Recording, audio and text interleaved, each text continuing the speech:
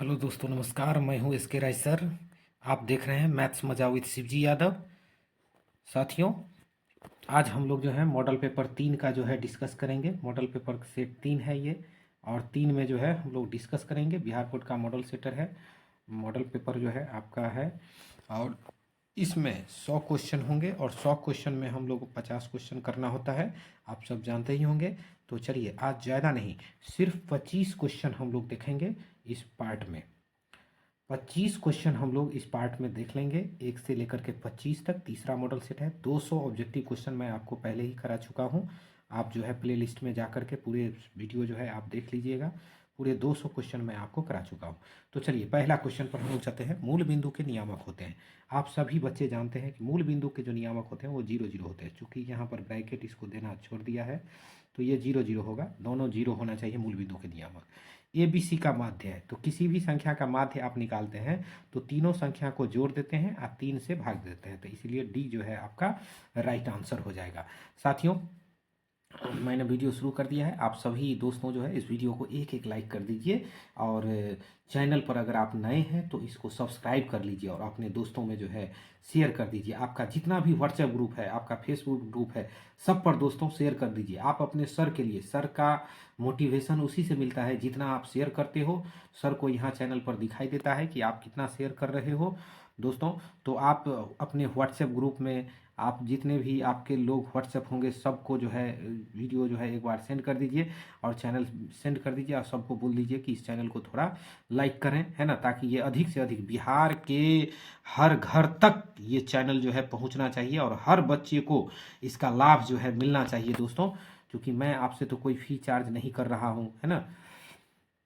देखिए, sign 30 degree, sign 30 degree का मान कितना होता है, तो याद रखना, साइन 30 डिग्री का मान 1/2 होता है। साइन 30 डिग्री का मान कितना होता है बाबू, 1/2 होता है डिग्री मान। चलिए, चौथा क्वेश्चन है, 4 0 3 2 3 6 3 8 का बहुलक क्या है। तो देखिए, इसमें सबसे बेसी 3 आ रहा है, इसीलिए बहुलक जो है 3 हो जाएगा। क्योंकि जो सबसे बेसी बार आए वही बहुलक है।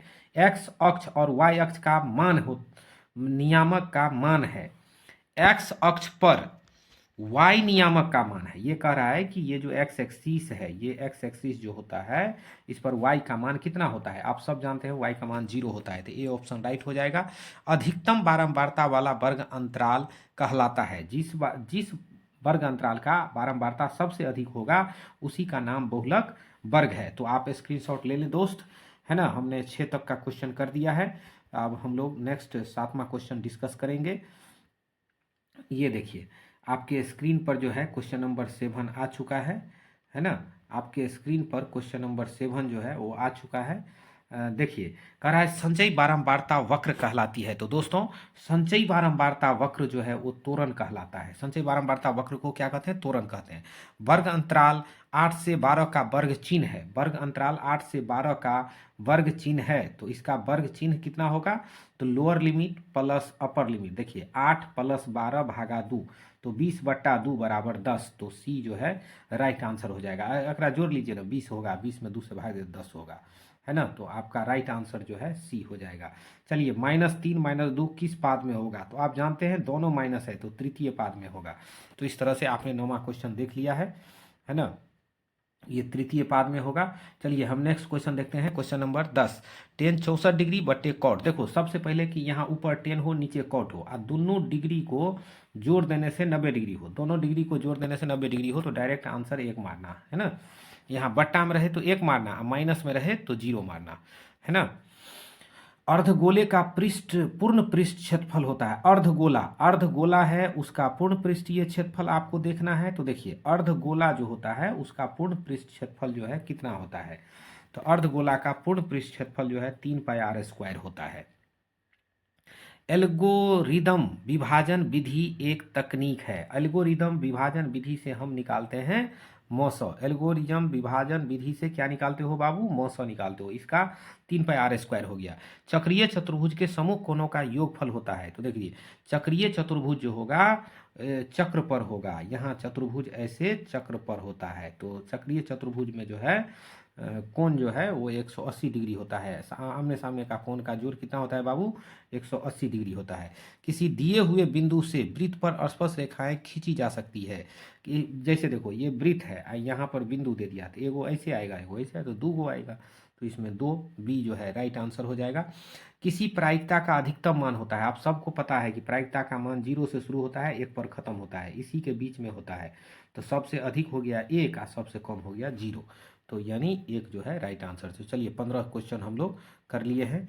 अब अगला क्वेश्चन पर चलते हैं हम लोग, है ना। अगला क्वेश्चन जो है आपका 16वां क्वेश्चन स्क्रीन पर है। एक घात वाला समीकरण कहलाता है, तो जिस समीकरण का घात 1 हो उसे रैखिक समीकरण कहते हैं। साइन 90 माइनस थीटा, तो बुआ ये कॉस थीटा, और कॉस 90 माइनस थीटा तो ये साइन थीटा, और दोनों बट्टा में है तो बन गया कॉट थीटा। तो बी जो है राइट आंसर हो गया बाबू आपका। कॉस थीटा बटे साइन थीटा का होता है जी, कॉट थीटा होता है। चलो 18वां क्वेश्चन हम लोग देखेंगे स्क्रीन पर आपका 18 नंबर क्वेश्चन। किसी समकोण त्रिभुज में कर्ण का वर्ग शेष अन्य भुजाओं के बराबर होता है, तो शेष अन्य भुजा के वर्गों का, किसी समकोण त्रिभुज में कर्ण का जो वर्ग होता है शेष अन्य भुजाओं के वर्गों का योगफल होता है। इसमें थोड़ा क्वेश्चन में भी संशोधन करना पड़ेगा, वर्गों का योगफल होता है। वर्गों का क्या होता है? योगफल होता है। चलिए 19 नंबर क्वेश्चन जो है वो थेल्स प्रमेय का है। किसका है? थेल्स प्रमेय का। देखिए गौर से, इसमें आपको कह रहा है एक्स का मान फाइंड करने के लिए। ऑप्शन हम दिखाएंगे आपको, पहले एक्स का मान फाइंड करें, तो कुछ नहीं करना है। देखिए ए डी से थेल्स प्रमेय क्या कहेगा? एक्स बट्टे 4 बराबर 4 बट्टे एक्स। देखो ये x देख रहे हो, तो x बट्टे 4, ये 4 बट्टे एक्स होगा, और क्रॉस मल्टीप्लाई करोगे तो x का वैल्यू जो है एक्स स्क्वायर बराबर हो जाएगा 16, तो प्लस माइनस 4 कितना आएगा बाबू? प्लस माइनस में 4 आएगा। तो स्क्वायर था इसलिए प्लस माइनस में 4 आएगा। तो x का वैल्यू जो है यहाँ पर हम लोग देखेंगे कितना आ जाएगा, प्लस माइनस में 4 आ जाएगा। अगला अगला क्वेश्चन हम लोग 20 नंबर क्वेश्चन बोलते हैं। मूल बिंदु से 8 और 15 की दूरी है, तो मूल बिंदु से अगर दूरी निकालना हो 8 और 15 का, तो देखिए ऐसे 8 का स्क्वायर जोड़ 15 का स्क्वायर, यही मूल बिंदु से दूरी होता है। 8 8 64, 15 15 225, दोनों को जोड़ दीजिएगा तो ये हो जाएगा कितना आपको? 5 4 9 6 2 8 और 2, तो इतना रूट में हो जाएगा, ये रूट में होता है। तो 17 का वर्गमूल ये है, कितना का वर्गमूल है? 17। 17 का वर्ग करते हैं तो 289 होता है, इसलिए 289 का वर्गमूल 17 आएगा। तो बाबू ये 17 जो है राइट आंसर हो जाएगा। तो इस तरह से 20 क्वेश्चन आपने अभी तक देख लिया है। चैनल को प्लीज़ आप लोग लाइक करें और शेयर करें, सब्सक्राइब करें, और सर को जो है आगे बढ़ने का अवसर दें, है ना। देखिए अगला क्वेश्चन है बाबू कि किसी खेल में रेशमा, देखिए किसी खेल में रेशमा के जीतने की प्रायिकता 0.95 है, तो सुचिता के जीतने की प्रायिकता, अब एक खेल में रेशमा भी है और सुचिता भी है, तो रेशमा जीतेगी उसका 0.95 है, तो सुचिता का तो एक में से उतना माइनस कर दीजिए 0.95, तो इसका 1 रुपया में से घटा दीजिएगा तो 0.05 होगा। तो यही बी जो है राइट आंसर हो जाएगा। दो लगातार अभाज्य संख्याओं का मौसौ, देखिए दो लगातार अभाज्य संख्या, तो मान लीजिए एगो 3 है और एगो 5 है, तो इसका जो हम मौसौ निकालेंगे तो हमेशा 1 आएगा, हमेशा मौसौ कितना आएगा? 1 आएगा। चलिए नेक्स्ट क्वेश्चन हम लोग देखते हैं। निम्न में कौन परिमेय संख्या है? देखिए परिमेय संख्या आपका पीछा नहीं छोड़ेगा, परिमेय संख्या से खूब क्वेश्चन रहता है ना। निम्न में कौन परिमेय संख्या है?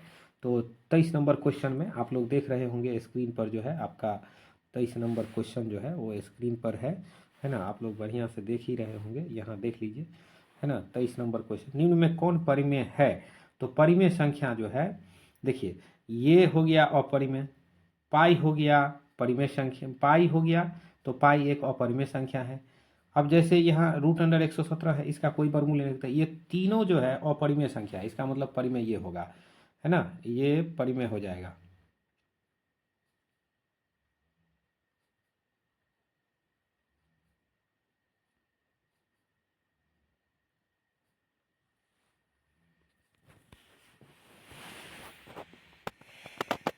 अच्छा दोस्तों, हमने इस क्वेश्चन के ऑप्शन को देख रहा था कि निम्न में कौन परिमेय संख्या है, तो थोड़ा आप लोग जो है देख लीजिए कि यहाँ आप ये जो ऑप्शन दिया हुआ है उस ऑप्शन में कह रहा है कि परिमेय संख्या, तो यहाँ 117 ये तीनों तो नहीं ही होगा।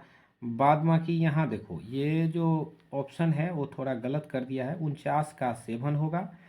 और 125 तो खुद जो है उसका परफेक्ट रूट नहीं होगा, तो ये क्वेश्चन ही जो है आपका गलत कर दिए हुआ है। यहाँ 125 नहीं होके अगर यहाँ 1 को काट देगा तो 25 हो, तब ये 5/7 परिमेय संख्या हो जाएगा। तो दोस्तों यहाँ पर मिस्टेक है, यहाँ 1 नहीं होगा, ये सिर्फ 25 होगा, तभी ये क्वेश्चन जो है सही होगा, नहीं तो बाकी तीनों तो आपका है ही, है ना, और परिमेय संख्या है ही।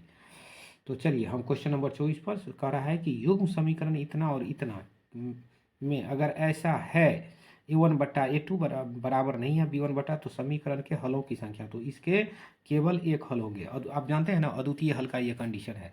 डियर स्टूडेंट्स हम आगे बढ़ते हैं, लास्ट क्वेश्चन है 25 नंबर है, आप लोग देख लीजिए।